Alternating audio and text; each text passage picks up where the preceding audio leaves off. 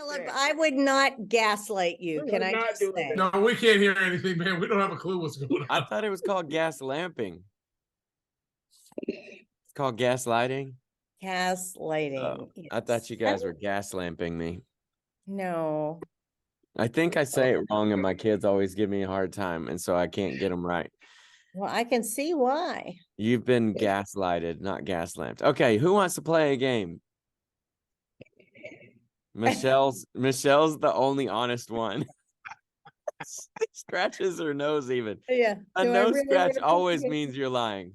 A nose scratch always means I haven't even said That's like- anything. How can I be lying? That is like investigator training 101. When you're as a student pastor, when you start doing this, I know. Yeah. You know. There's a Okay. problem. I know. There's a problem. Well, All right. since I wasn't saying anything, I don't know how I could be lying, but whatever. Yeah. Well, this is an improv game that you can play over Zoom to encourage team building. We're really trying to build our team right now. Here's how you play. Name a topic and a person. That person has 15 seconds to name 5 specific items within that topic. The player then chooses another topic and player to continue. For example, you could choose a topic like aliens and name your coworker, Peter, to answer. Peter would have 15 seconds to name 5 aliens, which could be Alf, Marvin the Martian, Spock, Yoda, and Ford Prefect. This is the game in which we are playing. And the winner of this game will get bragging rights that last for 24 hours. And I'll see you guys in 48. So it's okay if I lose. Not really. I'll see you guys tomorrow. All right. Who's ready to play this game? Here we go. Welcome to Second Take at Eastlake, a podcast of Eastlake Community Church in Irmo, South Carolina. You are invited to join us any Sunday at 9 or 11.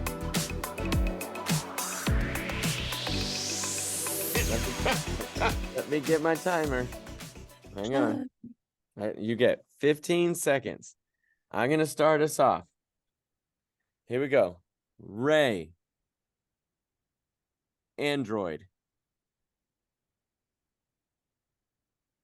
Okay, well, you have Samsung, you have LG, you have Motorola, you have let's see, you have BlackBerry, and you have Walmart's version. Ray, We are very different people because I started thinking of Data and androids in movies. We are 2 very different people. Ray, you were almost there, but you weren't close enough. Therefore, you must call on another opponent in topic. Okay. I'm ready. My person is Rob Townsend. And I want him to name Caribbean islands. Puerto Rico, Antigua, Haiti, or Hispaniola, sorry, Cuba, Turks and Caicos, and Virgin Islands. Ooh. Rob, Okay. he's really serious about games. Rob's pretty good at games. It's pretty good. I don't love them. I don't either.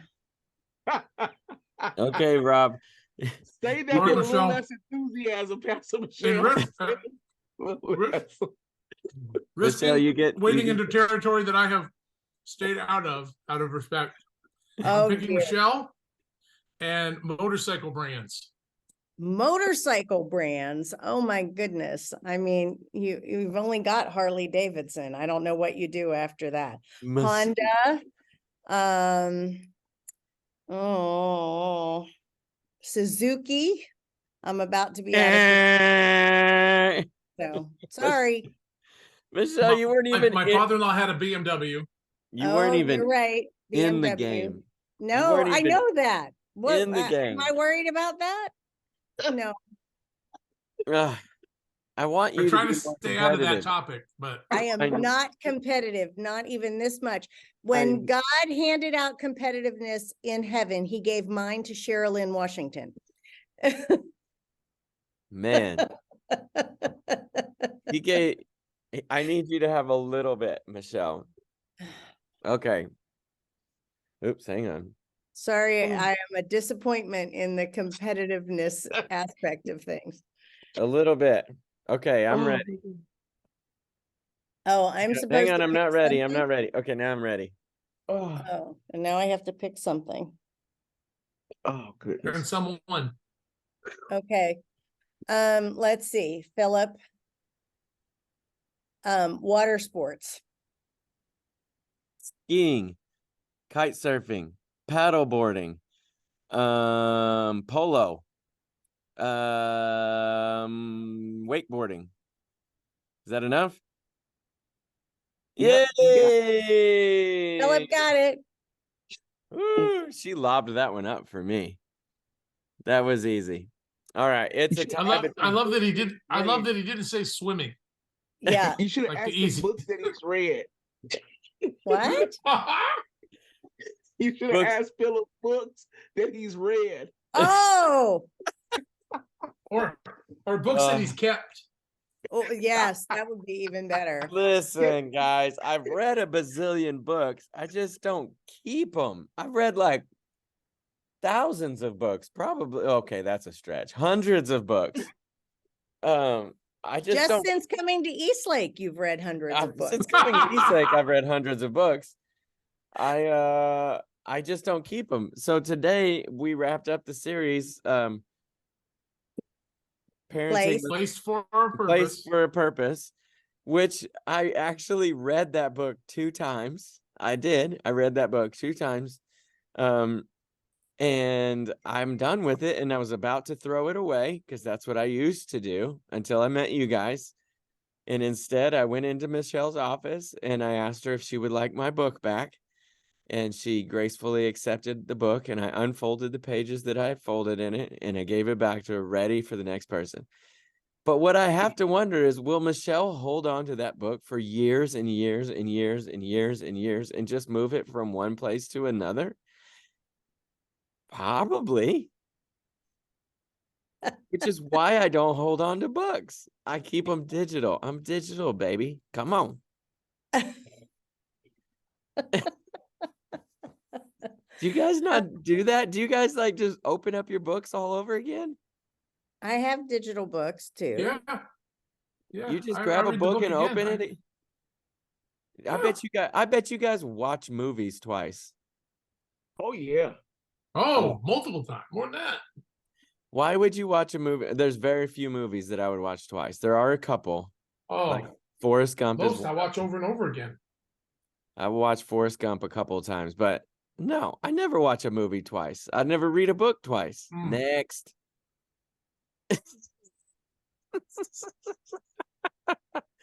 You know what? We should ask our listeners if they read books more than once and see if they're like me or like the 3 of you. It might be a 75-25% type deal, but I don't know. It's not that I don't enjoy the books. It just means that when I'm done, I'm done.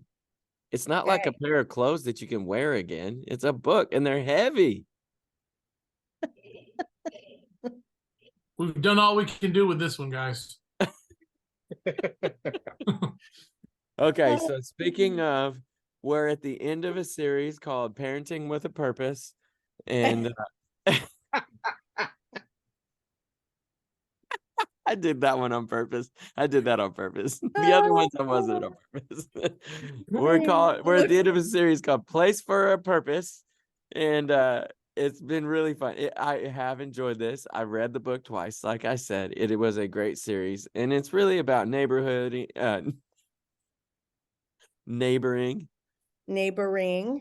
Being friendly. It's about relationships. It's about all kinds of different things. So I was just curious. I thought this would be a fun question. What is something you guys, because you guys are very smart, you do have a lot of books, but what are some things that you learned from this series? Is there anything that you took away that you're like, hey, I'm glad we did this because I picked up on this time. I would have to say, while I was in Jerusalem, as you can see, I was listening to Rob teach on one of the Sundays that he talked about hospitality. And we had just finished sitting with a Bedouin community and being just loved on by them. And it made me appreciate my wife, who has this gift of hospitality, who, while she is an introvert, she is that 100%. She loves to prepare, to entertain, or create spaces in our home for people to come and just basically be present.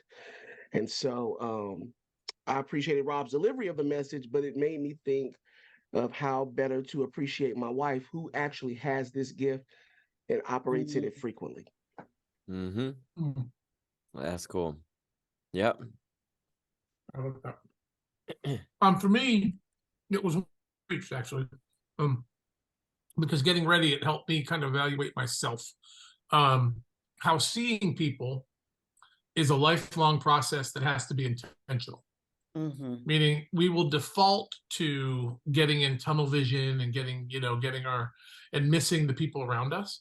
And I've known it before, but it was really neat journey for me to experience God pushing me on, okay, so you do a pretty good job seeing people. Here's a bunch of people you haven't seen yet, and throwing them in front of me in my neighborhood. And yeah, that was pretty cool. So it was a reminder for me and a reinforcement that seeing people takes absolute intentionality and is a lifelong process of discovery. Seeing people. Yep. That's good.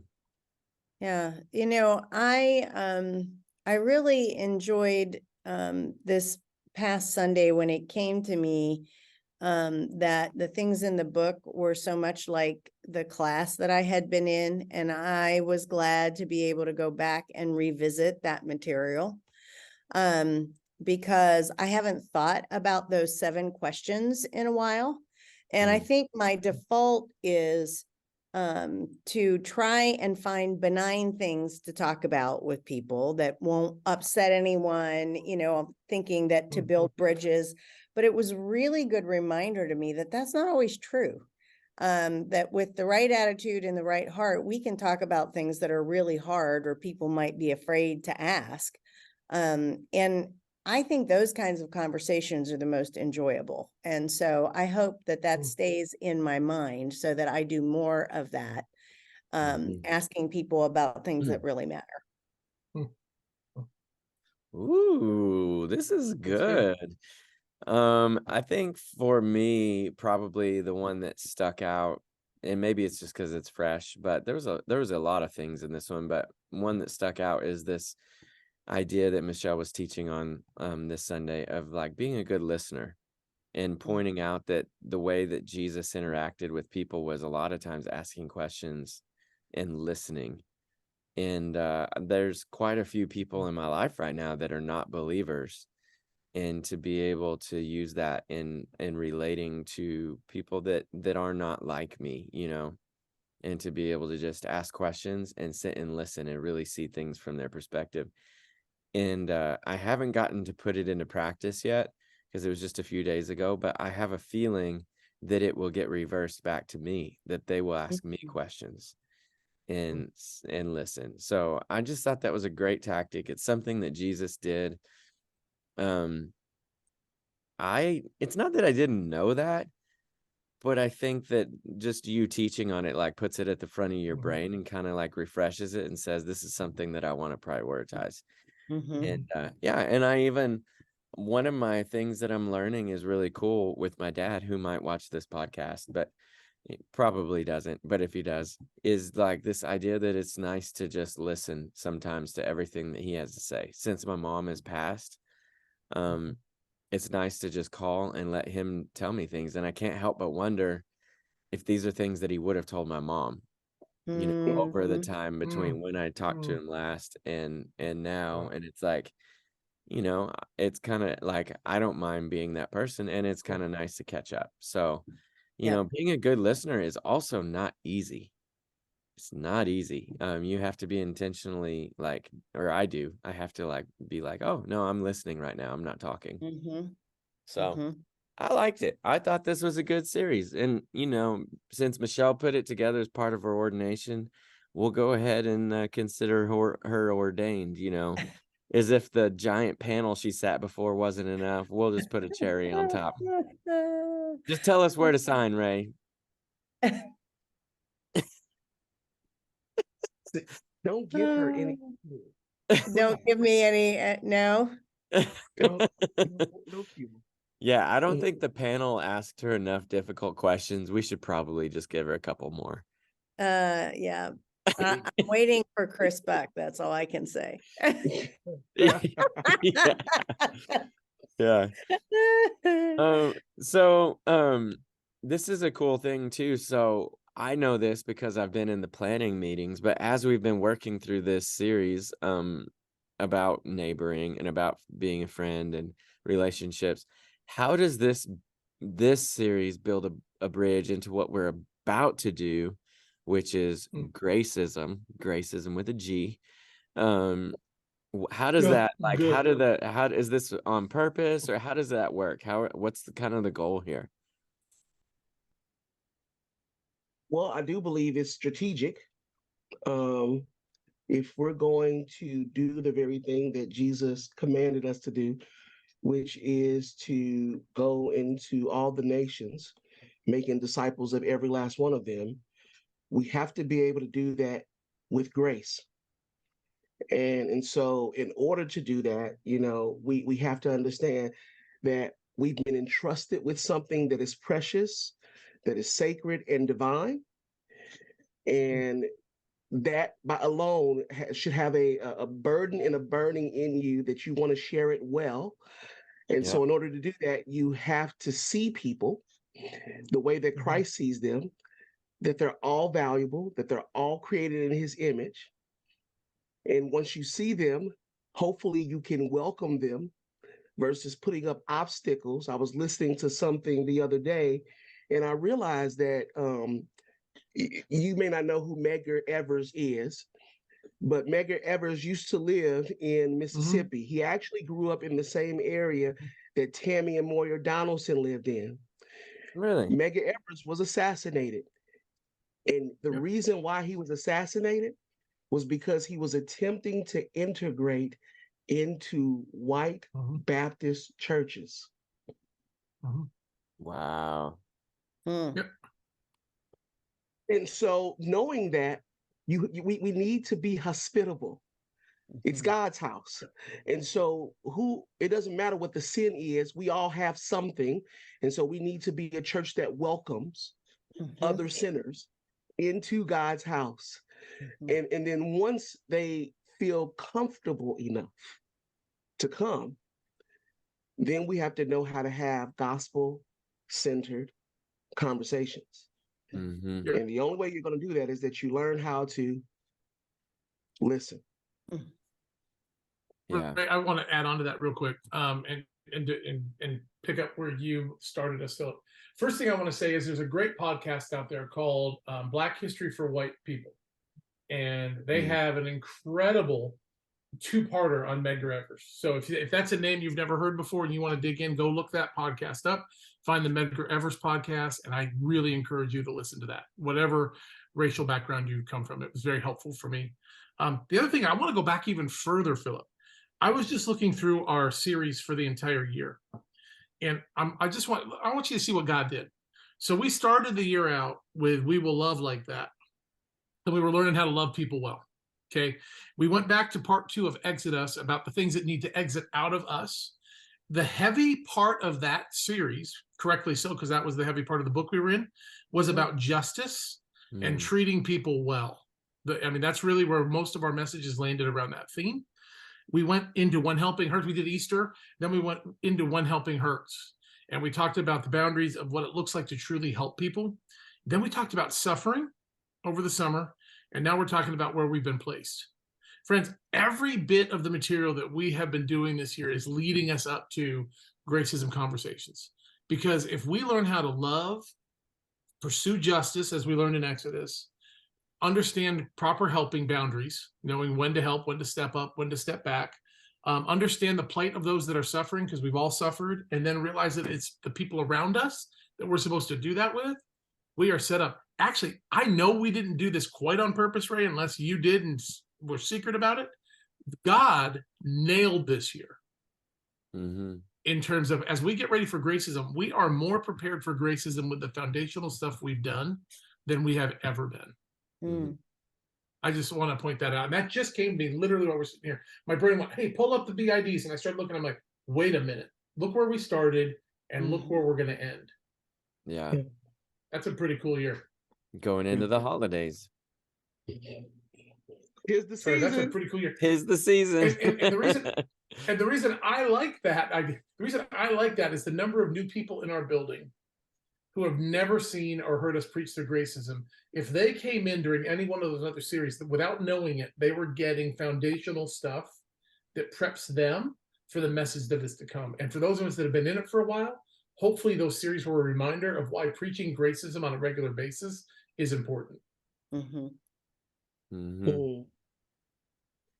Yeah. Sorry, that was all stream of God just said, hey, look at this. Yeah. That's cool. Yeah, I think and I think he's not done, because when we finish Gracism, I can't remember if there's another mini series in there, but there we go into the holidays, which is you're going to be around family and you're going to That's right. need to be gracious. Not everybody's family needs that much grace, but most do. I heard that the series after Gracism, which leads us to Christmas, is called Breaking News. Breaking news. Breaking news. Word on the That's street. breaking news to me. Breaking news. Yeah. So, have you been able to, through this series, Placed for a Purpose, have you guys been able to change any relationships, or has anything changed in your life, through this series? Like, has God brought new relationships in? Have you noticed yourself, communicating differently with neighbors? Have you noticed God introducing new conversations through this? Anything like that? I mean, you might not be able to share it all, but just kind of curious. I know for me, I have, like, it's so funny because I live in a neighborhood that's kind of still being built, but it feels like I keep thinking I know everybody. And then I'm like, wait a minute, where do these people come from? Are they staying in the Airbnb or they live here? And you're like, oh, they live here. Go figure. And so you get to know them. And one of them I met, and they just graduated from USC, and newlyweds. One's a realtor, and just got to know him a little bit just last week. And seems like a cool couple, and they're real social, and they keep they're doing all these football parties. Come over and watch football at their house. And so I haven't been to one, but I'm gonna go when the Cowboys play. Yes. I don't know though if I could take Kristen, because she gets aggressive in those games. Okay. She's not very Christ-like. You never know what she's gonna do. In a I don't want Cowboys to get, I don't want to have to break up a fight or something game. with Kristen. Not really. She's not that bad. Oh my goodness. But has that happened for you guys? I mean, have you noticed any new relationships? Or, I mean, some of you guys were in Israel for like half of this series. My Yes, God. Yeah, you missed it all. It's true. Yeah, You missed it all. You had bus partners, you had bus neighbors. We did. I shared this, so I'm going to give it the quick version. I shared it, I think, the week after. I have met two neighbors that I have not had a chance to meet because God was pressuring me to walk into and do what I was asking other people to do, and he's put people in front of me. One of them was in the church service in the third row the second week I preached, and all of a sudden reaches out to me. I'm thinking, hey, I knew you looked familiar to me. And we've begun to connect at a small level so far, but lives like 5 houses down to my right. We've never met, been here together for 3 to 4 years. I've been here 5. I think they came in about 4 years ago. They might have been here before me. But God even pushed me into people that I had missed, even though I tried to be super intentional about it. I'd still missed 2 neighbors that I've now met through this series. That's cool. That's so cool. Yeah, just Very cool. it's not as static as we think it is. It's a dynamic process where, like you just brought up, Philip, it's always keeping our eyes open and figuring out who the next person is that we haven't met yet. Yep. Yeah. You know, I think it's interesting, Rob, you just brought up, or Philip, you brought up, we were in Israel. And, you know, tonight begins the new season of Survivor. Oh, And shoot. if you stick with me with just a second, you'll understand why I bring this up.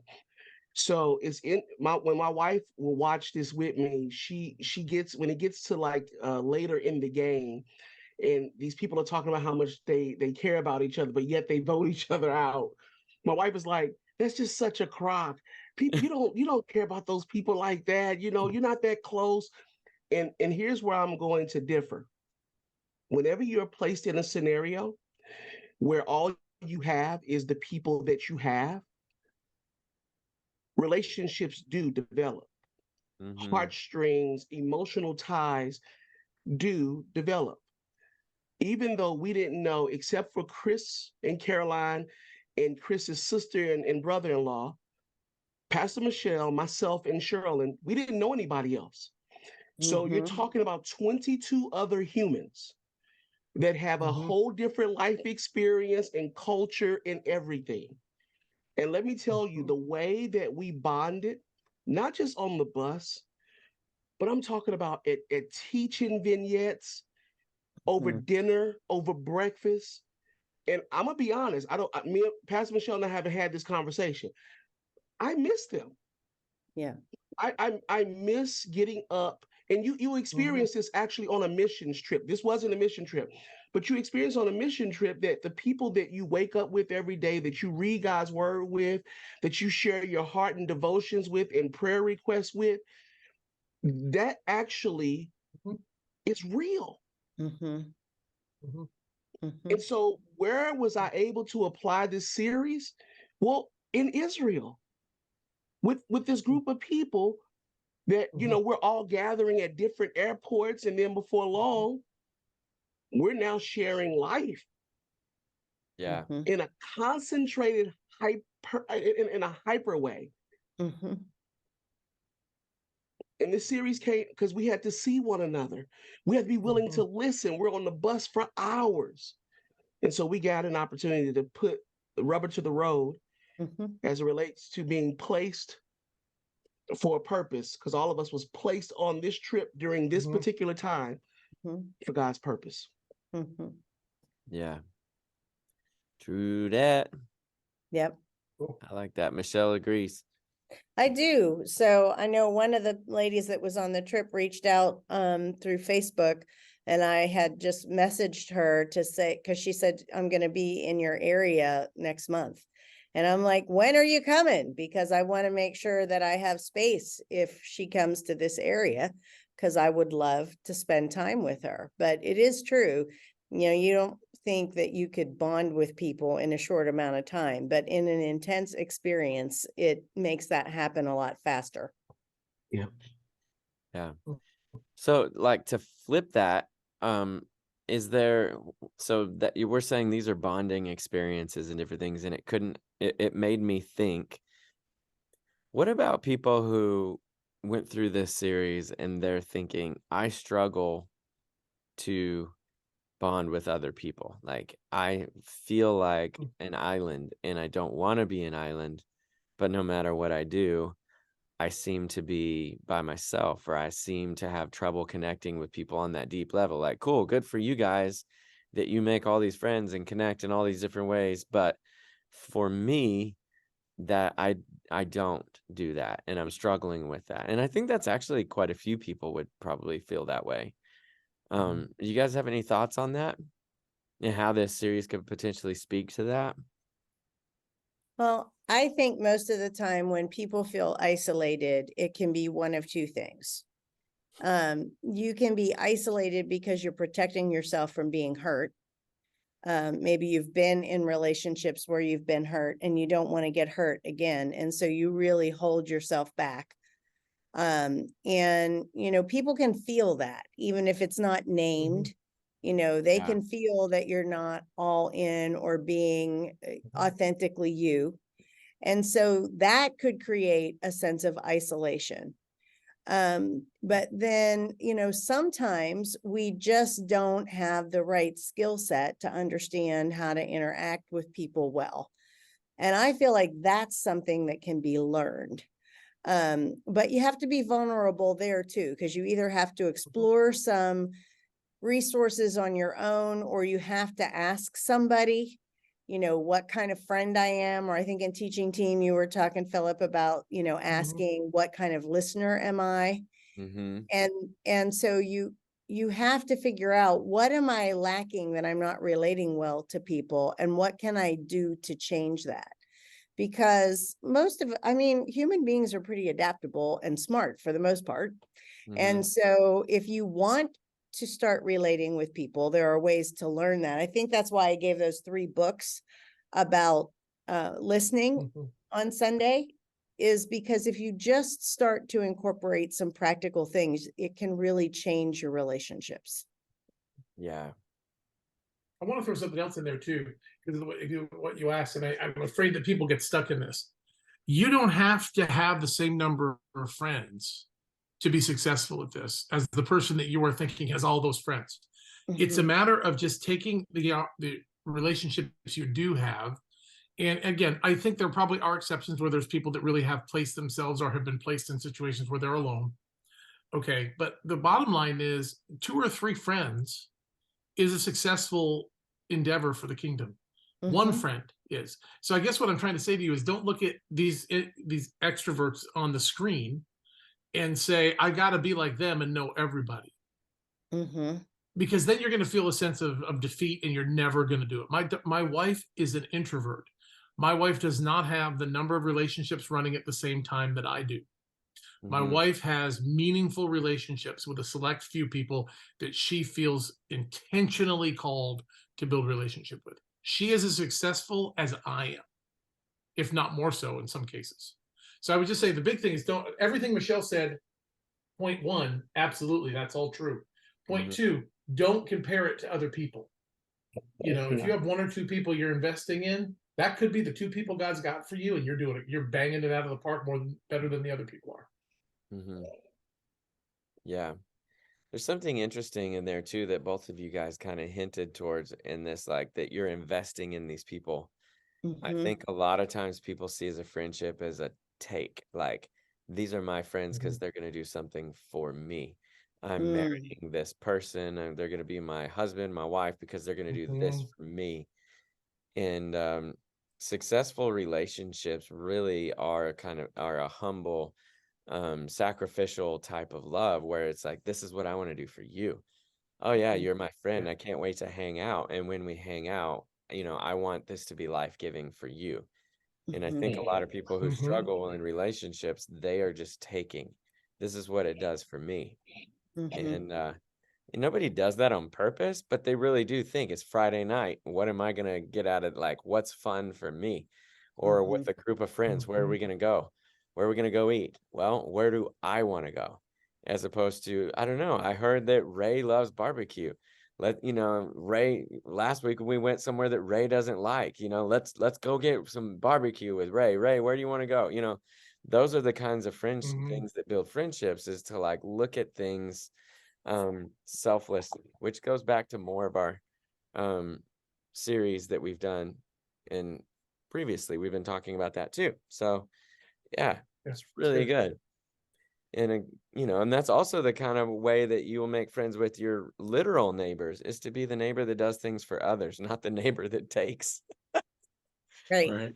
or has demands. Be the neighbor that, like right now, my lawnmower is at somebody else's house because somebody else needed a lawnmower. It's like, they needed a lawnmower. I've got one. Sure.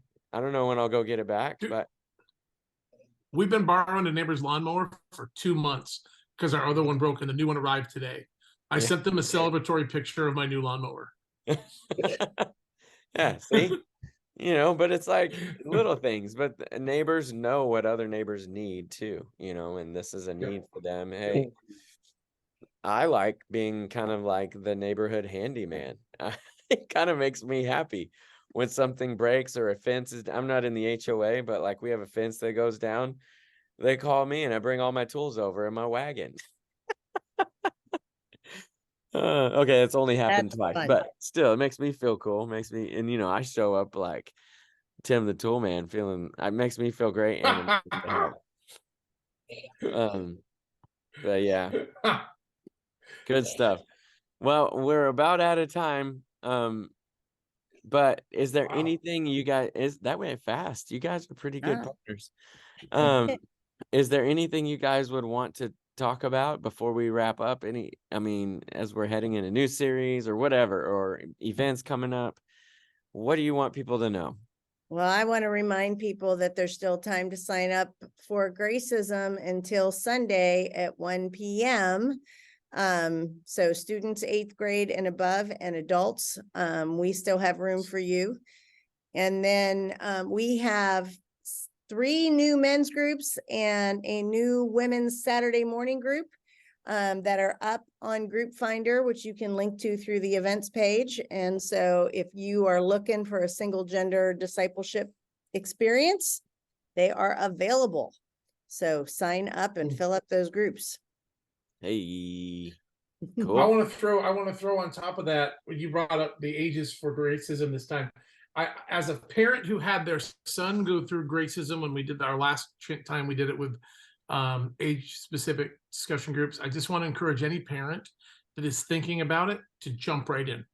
We're going to have great discussion with your kids. They're going to be part of the large group with the adults when we do the big gathering stuff, and then we will gather to discuss it in age appropriate, it's all appropriate conversations, don't mishear me, but age specific dialogue ways. So I highly recommend it. There you have it. That's the deal. All right, guys. Well, we're going to wrap up. Time for nighty night. Go to sleep. Past your bedtime. Probably not. We'll see you later. Bye. Eastlake Community Church is an intentional, multicultural community empowered by the Holy Spirit. We passionately pursue a loving relationship with God and everyone Jesus was sent to die for, here, near, and far.